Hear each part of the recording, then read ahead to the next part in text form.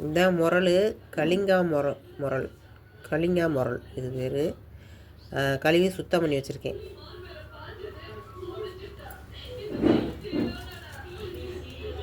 மீன் குழம்பு செய்ய போகிறோம். சட்டி காஞ்சிருச்சு. எண்ணெய் ஊற்றுறேன். கடலெண்ணெய், வெந்தயம்,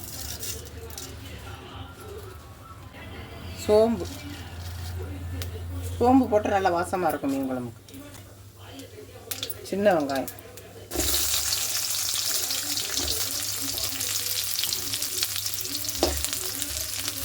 வெங்காயம், பூண்டு,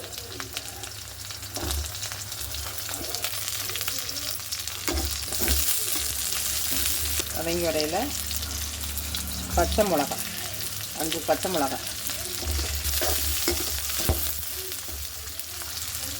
அது மேலே கருவேப்பிலை,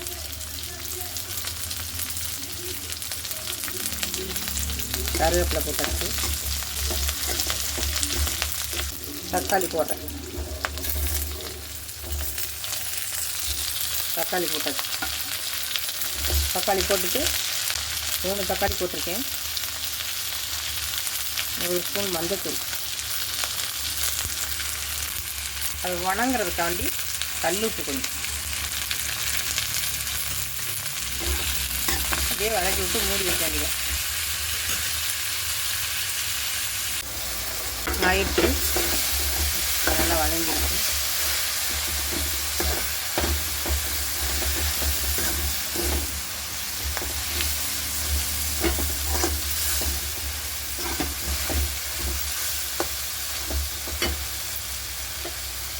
இந்த ஸ்பூனில் 4 ஸ்பூன் போட்டிருக்கேன். நான் வந்து மல்லி, சீரகம், சோம்பு எல்லாம் அரைச்சி வச்சுருக்கேன். நான் கடலப்பருப்புலாம் போட்டு அரைச்சி வச்சுருக்கேன். அது மீன் குழம்புக்கு, எல்லா குழம்புக்குமே நான் போட்டுக்குவேன். இந்த பொடியை தான் 4 ஸ்பூனு. அதே இதில் அது 2 ஸ்பூனு மிளகாப்பொடி மட்டும். இதை லைட்டாக அப்படி வதக்கணும். அப்போ தான் அந்த பச்சை வடை எல்லாமே இருக்கும்.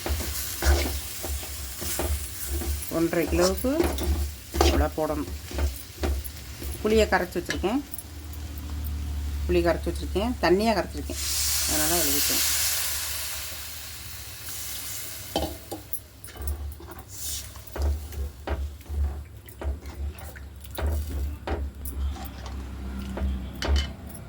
நம்ம தண்ணியை வச்சுக்கிட்டா கொஞ்சம் தேவையான அளவு தண்ணி ஊற்றிக்கலாம். உப்பு போடணும்.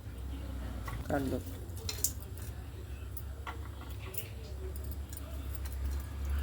அப்படியே மூடி வச்சிடலாம். குழம்பு கொதிச்சிருச்சு நல்லா. அதில் மீன் எடுத்து போட வேண்டியதான். கொதிச்சு மண வரையில் தான் போடணும்.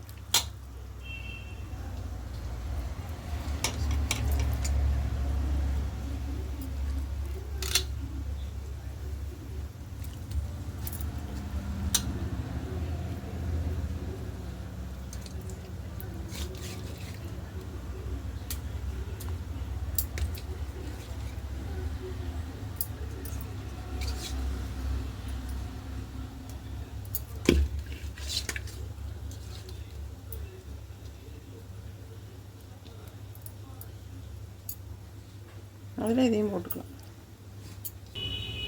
மீன் ஆயிடுச்சு.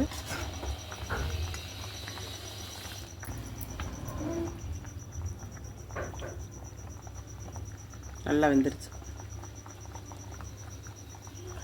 கலிங்கா முரல் தயாராகிடுச்சு.